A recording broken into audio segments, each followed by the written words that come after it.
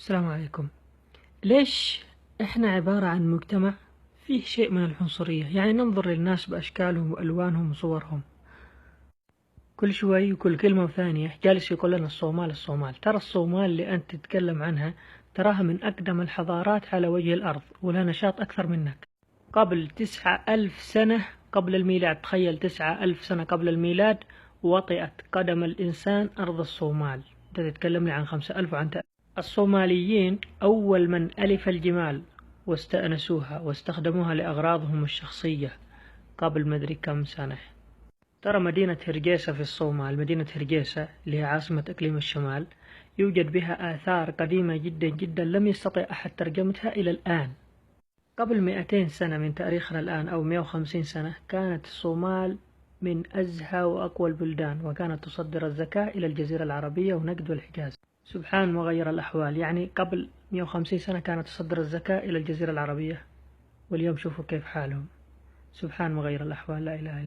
من المعلومات أن البرتغاليين أيام استعمارهم للصومال كان أول من استخدم السلاح أو النار ضد الصومال، وبريطانيا استخدمت الطيران لقصف مدينة تليح الصومال. الصومال هي من أوائل الدول التي دخلت الإسلام، حيث وصل المهاجرون إلى منطقة زيلع، ومن زيلع دخل الإسلام إلى الصومال في الهجرة الأولى للحبشة. ولما نذكر منطقة زيلع نذكر الإمام الزيلعي المشهور المعروف النجم الساطع صاحب كتاب نصب الراية. مساحة الصومال 638 ألف كيلومتر، يعني ضعف مساحة الكويت 32 مرة. الاستعمار لما دخل الصومال قسمها إلى 5 أقاليم: الصومال الإيطالي والصومال الإنجليزي والصومال الفرنسي الذي يعرف الآن بجيبوتي. للمعلومة منطقة جيبوتي هذه منطقة صومالية 100%، ولكن حكم عليها الاستعمار ألا تكون صومالية، وإلا الصومال أكبر من كذا. أيضا الصومال الحبشي أو ما تعرف الآن بمنطقة أوغادين في أثيوبيا، أيضا والصومال الكيني جزء من كينيا كان صومال. يعني لو حسبنا مساحة الصومال الحقيقية على الحدود القديمة بتجي أكبر من الكويت والبحرين وقطر والإمارات واليمن وسلطنة عمان. مساحة هائلة.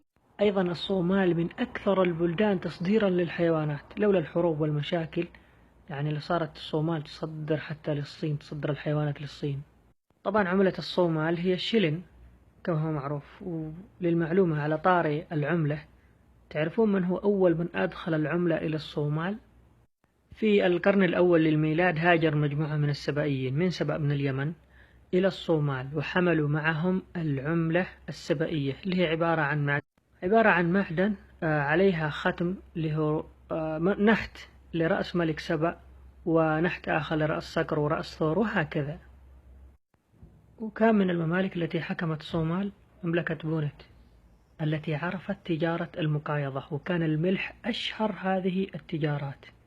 بونت أو بونت هذه المملكة استخدمت قطع خشبية كصكوك معدنية، واتخذوا ذلك تعلما من السبائيين. يوجد أيضا بالصومال احتياطي من النفط، احتياطي هائل جدا ولكنه لم يستثمر، كما هي الدولة من أكثر البلدان محافظة على غطائها النباتي. أيضا يوجد بها معادن هائلة كالنحاس والحديد والذهب والفضة والنيكل والأحجار الكريمة وغيرها من الخيرات التي توجد في أرض الصومال. الإنترنت في الصومال يفوق الإنترنت في اليمن 96 مرة، يعني في الثانية سرعة الإنترنت في اليمن 4 ميجا، في الصومال 100 ميجا.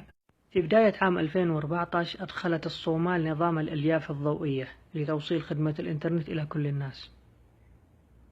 يا الله وين احنا؟ أيضا يوجد شبكة 4G. تخيل في الصومال موجود في هرقيسة موجود شبكة 4G، بينما عندنا في اليمن شبكة 2G وزد قفلوها. في الأخير الصومال شعب طيب جدا وشعب عربي ومسلم، دين واحد ورب واحد، ولكن أريد له أن يكون مدمر ومخرب. نسيت أقول لكم المعلومة الأخيرة: يوجد في الصومال أطول مدرج في إفريقيا في عير جافو، مدرج طيران في إفريقيا. سلام.